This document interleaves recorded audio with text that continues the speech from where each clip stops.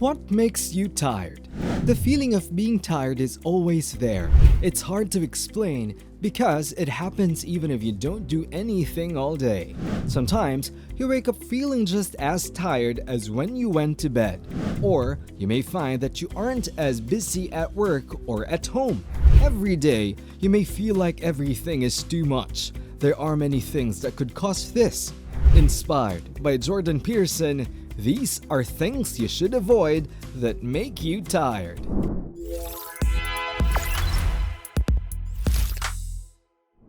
So, what am I getting at? First, let's think about where we came from. Since we were hunters and gatherers, we haven't changed much. We used to move around a lot and live in small groups. We ate and lived like any other animal would. No one stayed in one place for too long. There were not many feasts. If there was a feast, they'd eat as much as they could and keep going because they didn't know when they'd get to eat again. Our DNA still thinks we live in the wild, even though a lot of time has passed.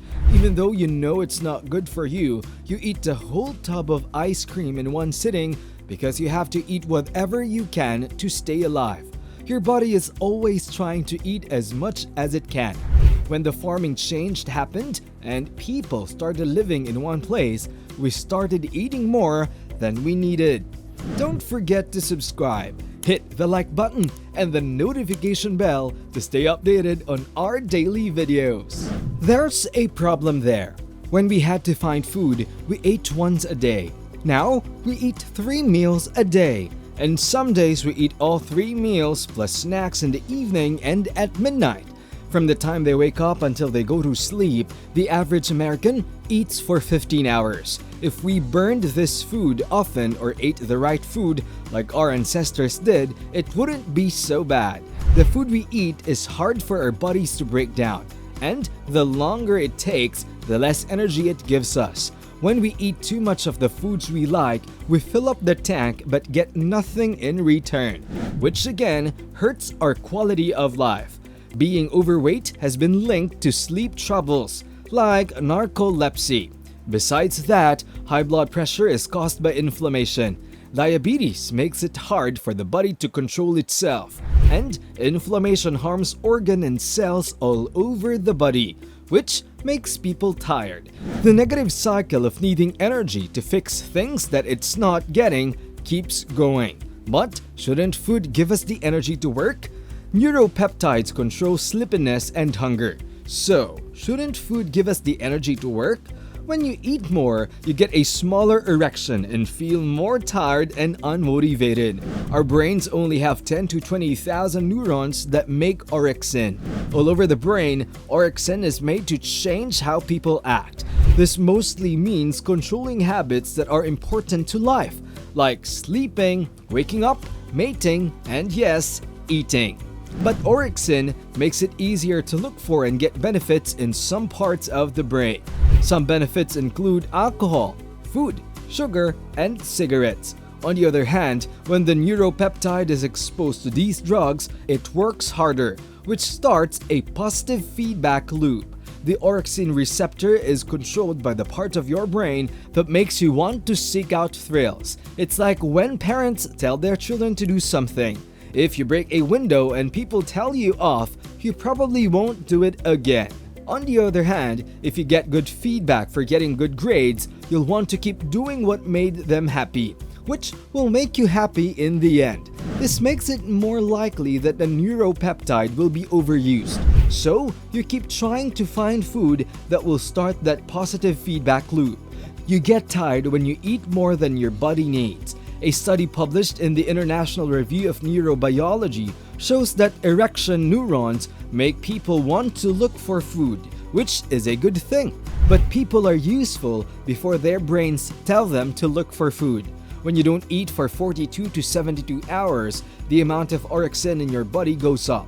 If you eat at the same time every day, your erection nerves are more active right before you eat. This means that right before you eat, you are the most alert. This changes when the food you eat is turned into glucose by your body. At normal levels, Glucose slows down the firing of orexin neurons in a way that depends on how much glucose is present. This means that erection is turned on and copies the neuropeptide when glucose levels are low, like when you fast or eat less. When there is a lot of glucose in the blood, erection is turned off, and the neuropeptide is not copied. Now, this doesn't mean you should stop eating or eat a lot less, because either of those things can make your body crash. All you have to do to keep your orexin levels high is make sure you eat the right things, keeping you awake and alert rather than tired and sleepy.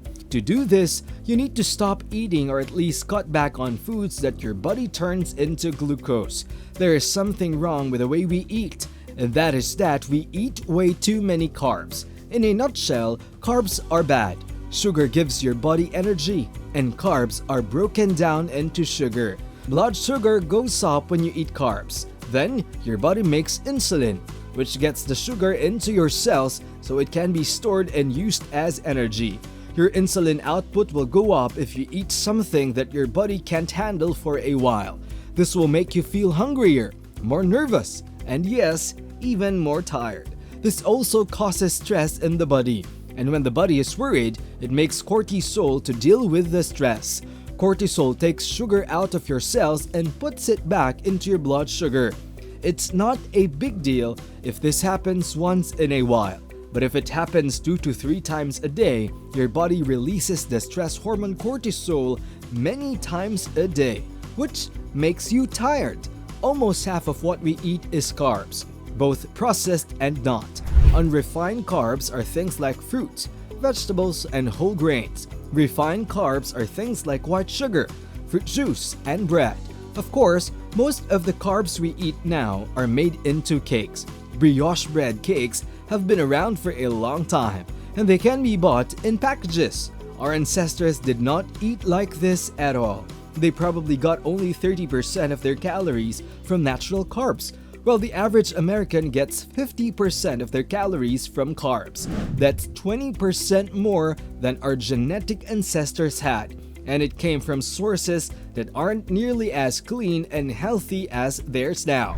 It doesn't mean that if you eat carbs, you'll always be tired. For instance, bodybuilders eat a lot of carbs, but they don't seem slow or tired. Scientists at the University of Cambridge have found that amino acids, which are found in proteins like egg whites, actually calm down Group C, which didn't touch a basketball and didn't even think about basketball.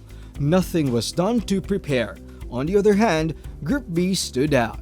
People who didn't go on the court didn't put on shoes and throw the ball. Instead, they practiced successfully in their minds, and they got 23% better, which was only 1% less than the people who went to the court to practice. I mean, this shows you have a strong mind. You'll find that athletes like Roger Bannister would think about how they could do well. This means that the best players don't just train their bodies, they also train their minds so they can see the end result in advance. So, in this lesson, I want you to learn how to use your mind. I want you to think about the best day of your life. If you had no limits, how would your day go from the time you wake up to the time you go to sleep? Because if you could see it here, you could make it there, depending on how clearly you imagine it when you're training. One problem is that many people use their vision to get the results they don't want. And by picturing it over and over again, they're actually setting themselves up to fail. They think about all the bad things that could happen and all the things they are afraid of. And then they focus on those things. In their thoughts, they practice failing on stage, on that test, or when they meet the person on that date. Here's the lesson. As you go through your day and build your endless day, you practice that, and your mind goes there. Don't forget that your mind talks through your thoughts. I want you to think about your dream day and the best parts of it. This will help you become unlimited. Think about it, see it, feel it, and believe it. Then work toward it every day. That's it for today. Don't forget to give us a thumbs up below, subscribe, and hit that notification bell. We post videos every week. So, stay notified. Thanks for tuning in. See you in the next video.